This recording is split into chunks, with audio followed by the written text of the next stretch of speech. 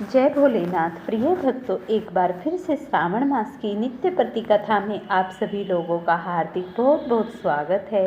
तो चलिए श्रावण मास की नित्य प्रति की कथा का श्रवण करते हैं। आज की इस कथा को आप ध्यान पूर्वक और मन को एकाग्रचित होकर सुनना। इसे सुनने से व्यक्ति के जीवन में न जाने कितने फलों की प्राप्ति होती है और सभी प्रकार की कामनाएं पूरी होती हैं। आज की कथा में भगवान शिव बोले, हे ब्रह्मापुत्र, कल्प में दैत्यों के भार से अत्यंत पीड़ित हुई पृथ्वी बहुत व्याकुल तथा दीन होकर ब्रह्मा जी की शरण में गई। उसके मुख से वेदांत सुनकर ब्रह्मा जी ने देवताओं के साथ क्षीर सागर में विष्णु के पास जाकर स्तुति के द्वारा उसको प्रसन्न किया।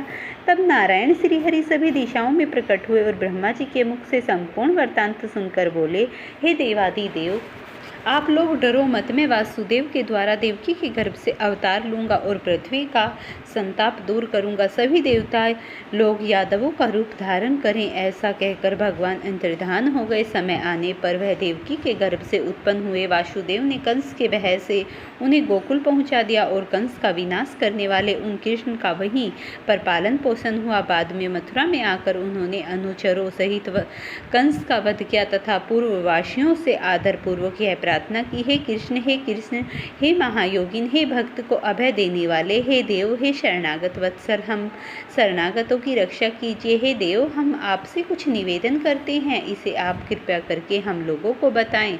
आपको जन्मदिन के कृत्य कोई नहीं जानता, वह सब आप लोग हम पर कृपया कर हमें बताएं। वह यह लोग जन्मदिन का वर्धमान नामक उत्सव मनाएंगे। आपकी प्रति उनकी श्रद्धा, भक्ति तथा श्रोत्रिय देखकर श्री कृष्ण ने अपने जन्मदिन की संपूर्ण कृत्य को उनसे कह दिया। उसे सुनकर सब पूर्ववासियों ने भी विधान पूर्वक उस व्रत को किया। तब भगवान ने प्रत्येक व्रताकर्ता को अनेक वर प्रदान किए।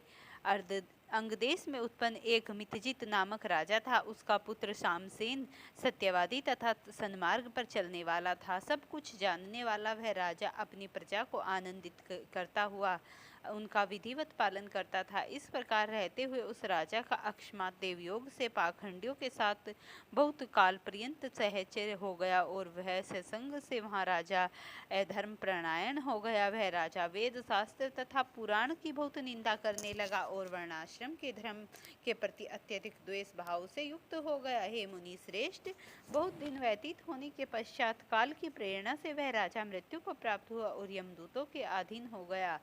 यमदूतों के द्वारा पास में बंद कर पीटते हुए यमराज के पास ले जाते हुए वह बालक पीड़ित हुआ। दुष्टों की संगति के कारण उसे नरक में गिरा दिया गया और वहां बहुत समय तक उसने यातनाएं प्राप्त की। यातनाओं को भोग कर अपने पाप के शेष भाग से वह पिशाच योनि को प्राप्त हुआ। भूख व प्यास से व्याकुल वह भ्रमण करता हुआ मारवाड़ देश में आकर किसी वेश्या के शरीर में प्रवेश करके रहने लगा। उसी के साथ पुण्यदायिनी मथुरापुरी चला गया। वह वहाँ के राक्षसों से उस पिशाच को उनके गृह से निकाल दिया तथा वह पिशाच वन में तथा ऋषियों के आश्रम में भ्रमण करने लगा।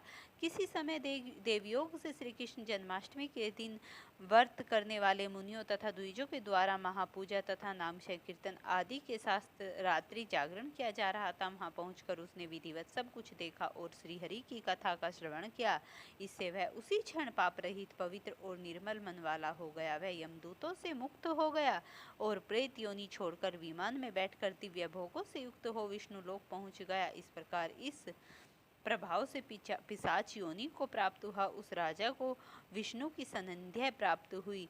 तत्वदर्शी मुनियों ने पुराण में इस शाश्वत तथा सार्वलौकिक व्रत का पूर्ण रूप से वर्णन किया है। सभी कामनाओं को पूर्ण करने वाला इस व्रत को करने से मनुष्य सभी मनवांछित फल प्राप्त करता है। इस प्रकार जो कृष्ण जन्माष्टमी के दिन इस शुभ व्रत को करता है वह इस लोक में अनेक प्रकार के सुखों को भोग कर शुभ कामनाओं को प्राप्त करता है। हे ब्रह्मापुत्र, वहाँ वैकुंठ में 1,00,000 वर्ष तक देव विमान में आसीन होकर नानाविध सुखों का उपभोग करके अवशिष्ट पुण्य के कारण इस लोक में आकर सभी वेश्यों से समृद्ध तथा सभी अवसरों से रहित होकर महाराजाओं के कुल में उत्पन्न होता है।